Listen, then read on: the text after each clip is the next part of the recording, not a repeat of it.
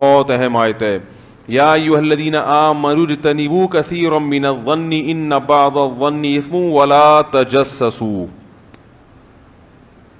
اے ایمان والو بدگمانی مت کیا کرو. یہ بڑی مشکل چیز ہے, اس سے بچنا. آج کل کسی کا کوئی عمل آپ کے سامنے آیا, اس کا اچھا پہلو بھی نکلتا ہے اور برا پہلو بھی, تو حتی الامکان اچھا پہلو تلاش کیا جائے. جس کے دل میں فساد ہوتا ہے نا, وہ حتی الامکان برا پہلو تلاش کرتا ہے.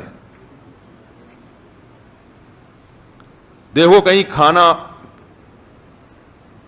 کسی نے پکایا, اس کو پکانا نہیں آیا, غلط پک گیا. اب اچھا پہلو کیا ہے؟ یار سادہ اتنا ہے, سادگی دیکھو, پکانا ہی نہیں آتا. ہوتا ہے نا اجتماعی نظم میں.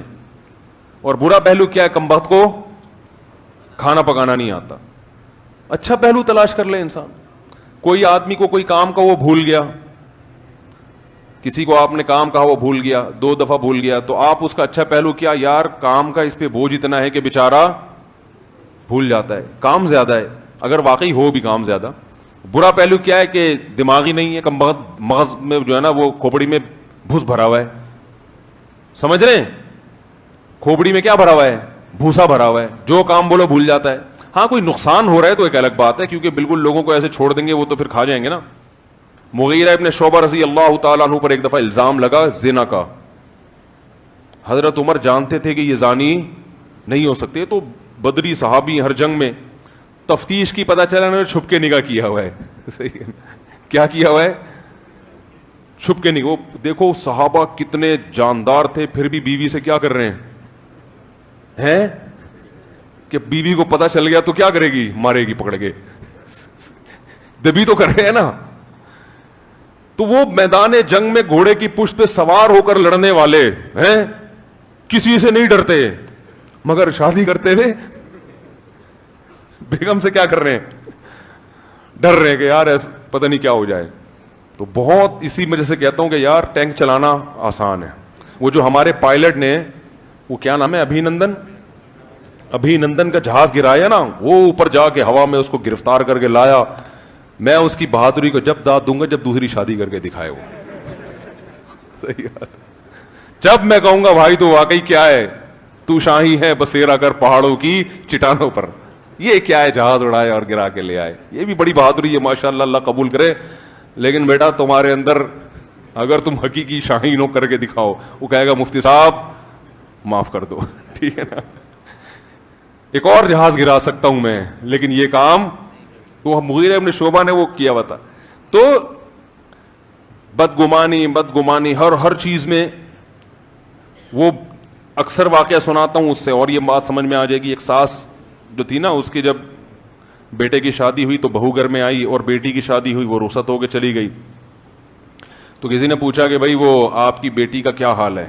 کہہ رہی ہیں اللہ کا شکر ہے میری بیٹی کو بڑا اچھا شوہر ملا, 12 بجے تک سوتی رہتی ہے, شوہر کچھ بھی نہیں کہتا, اتنا آرام دیتا ہے الحمدللہ. بہو کیسی ملی؟ کہہ رہی کم بخت 12 بجے تک پڑی بھی سوتی رہتی ہے, اور میرا بیٹا تو جورو کا غلام بن چکا ہے. تو ہمارے ہاں اپنے لیے اصول کچھ اور دوسرے کے لیے کچھ اور. حالانکہ شریعت کیا کہتی ہے؟ اپنے آپ سے بدگمان رہو اور دوسروں سے اچھا گمان رکھو. حضرت مولانا اشرف علی تھانوی رحمہ اللہ تعالیٰ کا یہ ملفوظ بہت پیارا ہے. فرماتے ہیں کہ میرے سامنے جب کوئی شخص آتا ہے جس کا مجھ سے اصلاحی تعلق نہیں ہے, ایک تو ہے نا اصلاحی تعلق ہونا, اصلاحی تعلق میں تو وہ آیا ہے اصلاح کرانے کے لیے, پھر تو اس کے عیب تلاش کریں گے, ذلیل کرنے کے لیے نہیں بلکہ اس کا علاج کرنے کے. جیسے آپ جب ڈاکٹر کے پاس جاؤ گے علاج کے لیے تو ڈاکٹر نبض دیکھ کے تلاش کرے گا آپ میں اندر کیا کیا خرابی ہے. اگر وہ تلاش نہیں کرتا تو پھر آپ کا خیر خواہ نہیں ہے. اور وہ تلاش ذلیل کرنے کے لیے نہیں, تانا دینے کے لیے نہیں, چل تجھے تو کمبخت لقوہ بھی ہونے والا ہے, تجھے تو ٹی بی کے مریض, تو یہاں کھانسنے کے لیے آیا ہے, تانا دینے کے لیے نہیں, علاج کے لیے. لیکن اگر آپ ڈاکٹر کے پاس نہیں ہو اور وہ خام خامے بیٹھ کے نبض دیکھ کے آپ کا بتاتا رہے اور بلا وجہ آپ کا بتاتا رہا بھائی یہ اپنے آپ کو اتنا فنٹر سمجھتا ہے, اس کو تو ٹی بی کے جراثیم لگ رہے ہیں, مجھے تو اس میں, یہ پھر غلط بات ہو جائے گی نا.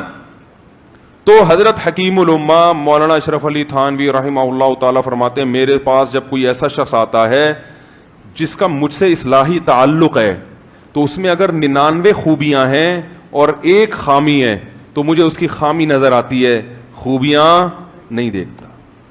اور فرمائے جب ایک عام آدمی آتا ہے, جیسے عام مسلمان ہیں ملنے کے لیے آتے ہیں علماء سے, تو فرمایا اگر اس میں 99 عیب ہوں اور ایک خوبی ہو, مجھے اس کی وہ خوبی نظر آتی ہے, عیب کی طرف توجہ نہیں دیتا. کیسے پاکیزہ دل تھے ان لوگوں کے. یہی صحابہ کرام کی حالت تھی, یہی قرآن و سنت کی تعلیمات ہیں.